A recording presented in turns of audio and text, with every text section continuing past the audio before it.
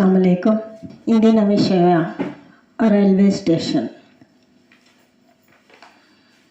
ಮಾನ್ಯರೇ, ಜನನಿ ಹಾಗೂ ಜನ್ಮಭೂಮಿಯ ಮಾತು ಎಲ್ಲ ಕಡೆಗೂ ಹರಡಿಸಿ ಅಮ್ಮನವರ ಹಾಹಾಕಾರ ಕಡಿತಗೊಳಿಸುವ ಉದ್ದೇಶದಿಂದಲೇ ನಾನು ಬಾನು ಬೇಗಂ ತ್ರಿಭಾಷಾ ಸಾಹಿತಿ, ನೆಚ್ಚಿನ ನಗರ ರಾಯಚೂರು ನಗರ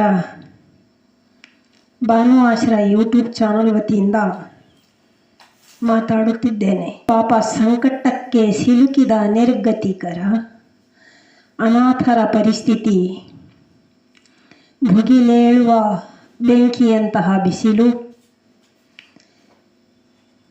ಕಣ್ಣುಗಳನ್ನು ಕೋರೈಸುವಂತಹ ಸುಡಬಿಸಿಲು ಹಾಗೂ ತೀಕ್ಷ್ಣ ಹಾಗೂ ತೀವ್ರವಾದ ಚಳಿ, ಮಳೆಗಾಳಿ, ಮಿಂಚು, ಗುಡುಗು, ಕತ್ತಲು,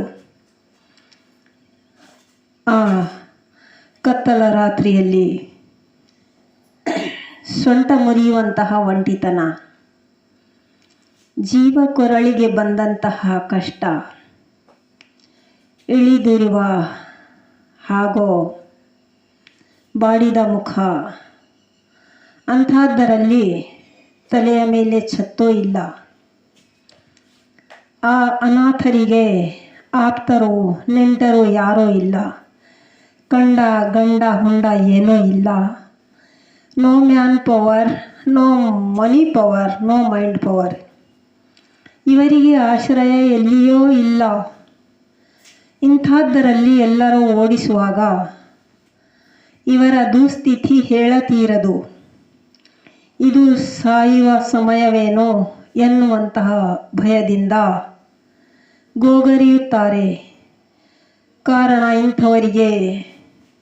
ಕಾರಣ ಇಂಥವರಿಗೆ ರೈಲ್ವೆ ಸ್ಟೇಷನ್ಗಳಲ್ಲಿಯೂ ಕೂಡುವ ಅವಕಾಶವಿಲ್ಲ. ಅಂಥದ್ದರಲ್ಲಿ ಇಂಥ ಅನಾಥರು ಎಲ್ಲಿಗೆ ಹೋಗಬೇಕು? ಅನಾಥ ಅಮ್ಮನವರ ಶಾಪ ತಟ್ಟಿದರೆ ದೇಶದ ಉದ್ಧಾರ ಸಾಧ್ಯವೇ? ಕಾರಣ ಇದಕ್ಕೆ ಏನಾದರೊಂದು ಉಪಾಯ ಮಾಡಲೇಬೇಕು.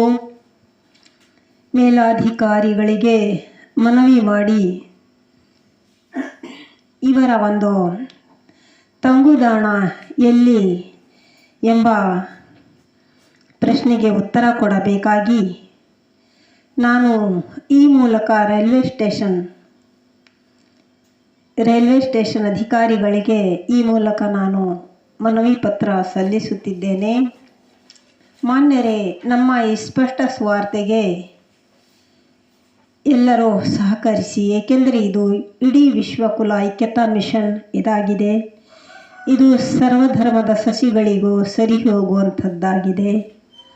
ಮಾನ್ಯರೇ, ನಿಜ ಮಾತು ಯಾರೇ ಮುಟ್ಟಿಸಲಿ, ಅವರು ಪುರುಷರೇ ಇರಲಿ, ಸ್ತ್ರೀಯರೇ ಇರಲಿ, ಸಾಹಿತಿಗಳೇ ಇರಲಿ, ಸಮಾಜ ಉಪಯುಕ್ತವಾದ ಮಾತಿಗೆ ಮಹತ್ವ ಕೊಡಿ.